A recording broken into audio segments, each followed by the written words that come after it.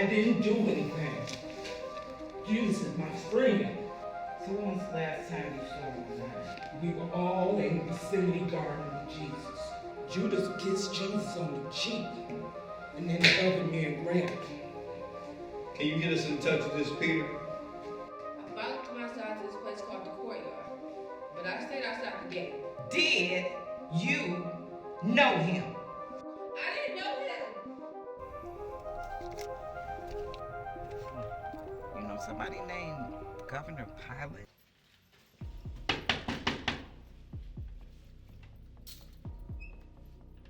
Yes, good morning. How can I help you? Morning, ma'am. Agent Keys, this is Agent Jackson.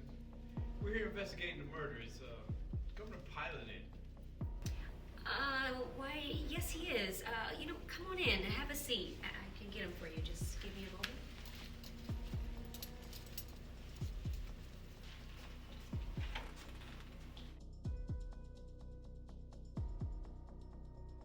Pilot, honey, there's some agents here to see you. Is that something I can help you with? Yes, there is. We were informed that there was a man brought here last night. Would you happen to know where he is? I'm not exactly sure where that man is. I didn't know how you both like your coffee. We have some snacks, a little creamer, sugar, and even if you Splendor if you want to watch All your... right, Claudia, that's enough. We can take it from here. All right, thank you, dear. Toodles. Jesus? Yes. See now, he's been wanting me to side his fate, so to say. I told them, what charge do you bring against this man? They alluded to this Jesus, saying that he was their king and that he was lying. I'm a politician. I climbed my way to the top of the power ladder, and I'm determined to do whatever it takes to stay there. I told them I found no basis to sustain a charge against him. But they wanted me to pass judgment upon him. So you mean to tell me that they wanted him dead? Yes, that's what they wanted. But during the trial that night, my wife called and told me that she had a terrible nightmare about that man. That he was innocent and that I should leave him alone. Claudia never interferes with my business, so I knew it had to be a warning.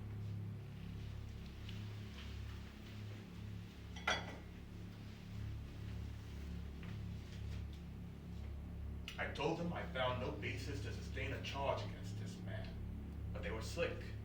They knew it was customary for me to release one prisoner during Passover. I asked them, do you want me to release this Jesus? They became belligerent and said no. We want Barabbas. Barabbas? Isn't that the guy that committed murder during that political uprising? Look here. It's what the people wanted. That's my job, to give the people what they want. Are we done here? I have an important call momentarily. Listen, we're done, but don't go anywhere, all right? Yes, you can see yourselves out. We're gonna have some more questions for you later.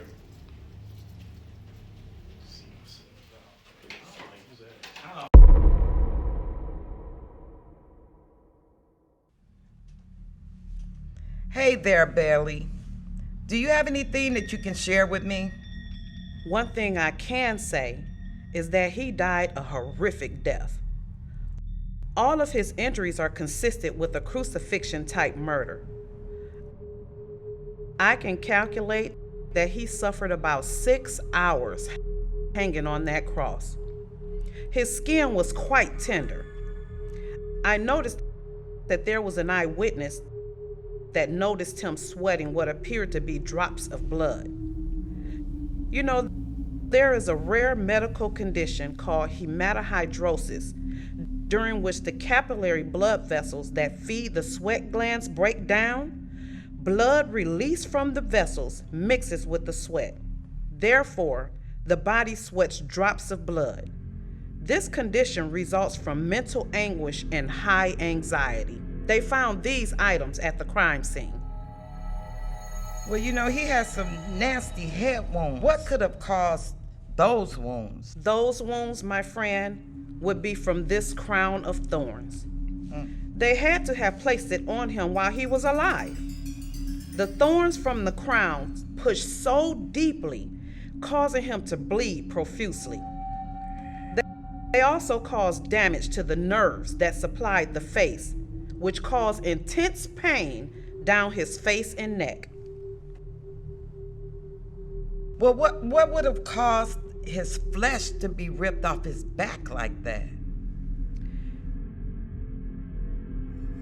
He was flogged with this. Traditionally, the accused stood naked, and the flogging covered the area from the shoulders to his upper legs.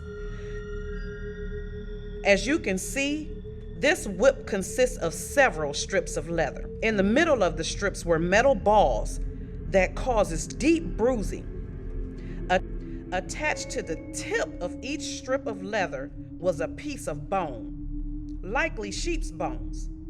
When the bones made contact with his skin, it digs into the muscles and tendons, tearing out chunks of flesh and exposing the bone beneath. The flogging would have left the skin on his back in long strips, just like ribbons. He would have lost a huge amount of blood. His physical condition would have become critical. His blood pressure would have dropped drastically, causing him to go into shock. They also found this piece of material with his blood all over it. This gives the impression that they put this on him like a robe, maybe, to help the blood clot, only to rip it off later so that the bleeding would start all over again. What could this man have done to deserve to die this type of death? I'm not sure, but it gets worse. Do you see the wounds on his wrist and feet? They came from these nails. He was nailed to the crossbar. It weighed about 100 pounds or more. The huge nail, 7 to 9 inches long, would have damaged or even severed the major nerve to the hand, which would have been the median nerve, right on impact. This would have caused continuous, agonizing pain up both of his arms. So wait a minute. So you're telling me that they nailed his hands to the crossbar, lifted it up, and then secured it to the horizontal piece of the cross? And then they nailed his feet as well? Is that what you're saying? Yes, making it quite hard for him to breathe.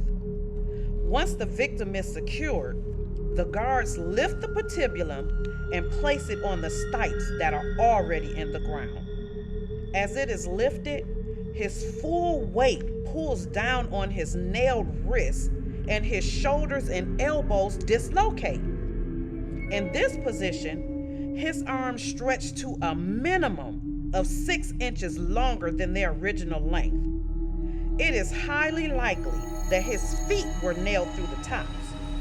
In this position, with the knees flexed at approximately 90 degrees, the weight of the body would have pushed down on the nails, leaving the ankles to support the weight.